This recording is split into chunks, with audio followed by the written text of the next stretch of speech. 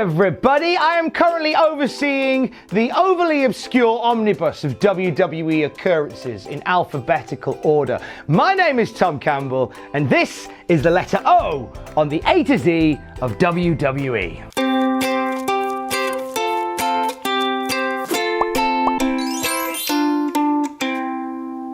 Is for One Night Stand. It was the 2005 ECW reunion show that brought all the stars of Extreme back to the Hammerstein Ballroom for one night only. Except it wasn't one night only, because the following year they did it again, leading to the rebirth of ECW under the WWE banner. The difference between the second one night only and the first was, with the first one, it was very much, here's some of our old friends doing their greatest hits, whereas the second one, it very much felt like they were building a new product. It was weird seeing Randy Orton getting pyro in the Hammerstein Ballroom, seeing the Big Show come out in an ECW shirt and dominate a lot of ECW originals. We should have known then that something was up.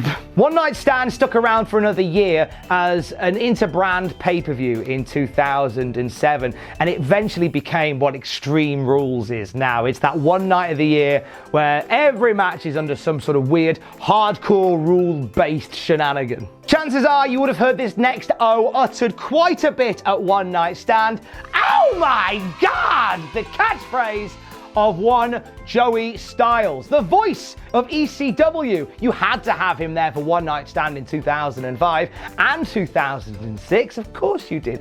Joey Styles very much was the voice of ECW, so it was right that he was part of both of the shows. He was also incorporated into WWE programming. He had a stint as the lead commentator for Monday Night Raw. However, Vince McMahon had an issue where he preferred to have storytelling commentators as opposed to what Joey Styles did, which was play-by-play commentary, which subsequently left to Joey Styles being left off a number of pay-per-views and eventually in a work-shoot promo saying goodbye to Monday Night Raw. Joey Styles would turn up in ECW on the reboot. He was very much the commentator of choice for when ECW was restarting. However, it didn't last that long. He stepped away from the role in 2008 and got a job backstage working on WWE.com. He has since retired from commentary, and despite the fact that he doesn't do it so much anymore, Joey Styles will always very much be the voice of ECW. From the voice of one to where many voices are found, O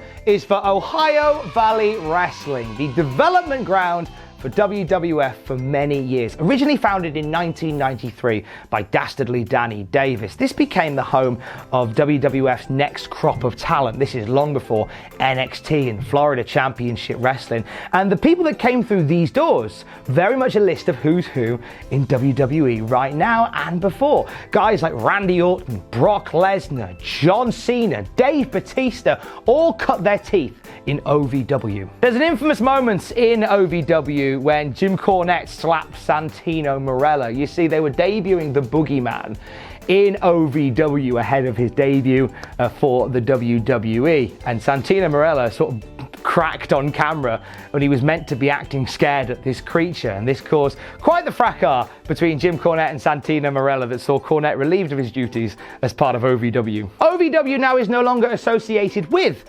WWE, but it's still a thing. It has an internet show that runs every week, and you know what? It may not have the stars of WWE's tomorrow, but certainly a lot of great stars of wrestling's tomorrow are featured on OVW. O is also for On a Pole. This is one that's done the rounds throughout wrestling history. It's a standard wrestling match where you have a 10-foot pole in the corner. Now, at the top of the pole is either a weapon that you can use in the match, i.e., during the nightstick on a pole match between the Big Boss Man and Nails, where once you retrieve the nightstick, you can then batter your opponent with it, or it's an item you have to retrieve in order to win the match, i.e. the pink slip on a pole match between The Rock and Mankind, in which the person that got the pink slip kept his job and the loser didn't. You'd have thought the one grabbing the pink slip would be the one that would be sacked.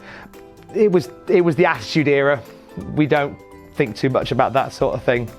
On a pole. Bit odd, isn't it, the old on a pole match thing? Not as odd as our next O Oddities! They debuted in 1998 alongside the Jackal as sort of this evil sideshow, freak show, menagerie type affair.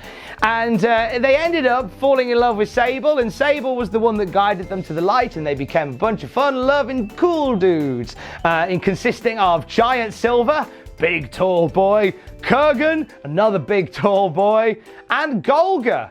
Do you recognize him? That's John Tenter, aka Earthquake, under a mask and a Cartman t-shirt. Luna Vachon would also be paired with the Oddities. They wouldn't really win anything in the way of tag team success. They wouldn't win any tag team titles. They barely won tag team matches, but they were good fun. Sort of like during the 98-99 run in WWF that they had. Let's go with a more successful O, shall we? O is for Orton. Let's start at the top of the tree. Bob Orton Sr., multi-time AWA and NWA champion. Bob Orton Sr. teamed with Buddy Rogers in the Capital Wrestling Corporation, now the WWE, and he would father Bob Orton Jr., who would go into the family business of wrestling. Bob Orton Jr. was famously in the main event at the first ever WrestleMania in the corner of Paul Orndorff and Roddy Piper. He would also have a very successful career himself as a singles and tag team competitor, not just in the WWF, but around the territories as well as part of the NWA, and just pretty much everywhere he went. Bob Orton always made a bit of a name for himself, for good or for bad. And then we come to Bob Orton Jr.'s son, Randall Keith Orton, who joined the WWE in 2002 and was destined for greatness. He became part of the Evolution faction along with Triple H, Ric Flair and Batista. He became a massive star in the company in 2004 when he burst out of Evolution and became the world heavyweight champion in the process. And since then he's been on a tear, multi-time champion of every single discipline in the WWE, pretty much covered every single division in the company as well. Now considered an elder statesman of WWE. Don't tell him I called him old though, he'll probably give me an RKO out of nowhere. O is also for Owen Hart. I feel like we need to do a whole section on the Rocket, who burst out of his brother's shadow at WrestleMania 10, pinning him in a shock result in the opening match of the night. He would go on to feud with his brother for the WWF Championship, but never quite reached the title himself. Owen Hart became a King of the Ring, a tag team champion, an intercontinental champion, and would reunite with his brother in 1997 as the Hart Foundation took it to the WWF. We talked about the Hart Foundation a couple of letters ago. We tragically lost Owen Hart in 1999, but his legacy lives on. Many performers in WWE cite Owen Hart as the reason that they are doing it. Kevin Steen, who is, as you and I know, Kevin Owens. The surname Owens comes from his son Owen, and Kevin Owens' son is called Owen after Owen Hart.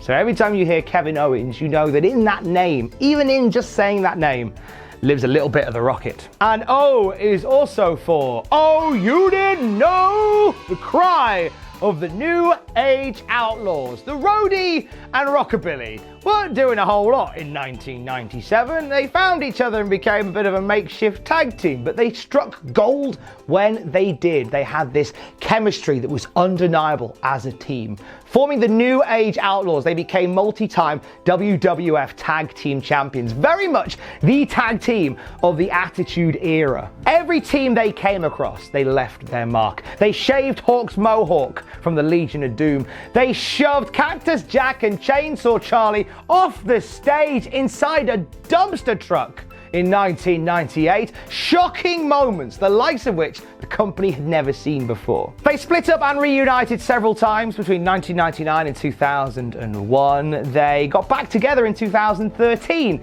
to less success. They pretty much got battered by the Shield at WrestleMania that year. Regardless of that, when you look at the Attitude Era, the tag team that dominated the scene was the New Age Outlaws. So that is O on the A to Z of WWE. Tomorrow, I'm gonna take you to parts unknown.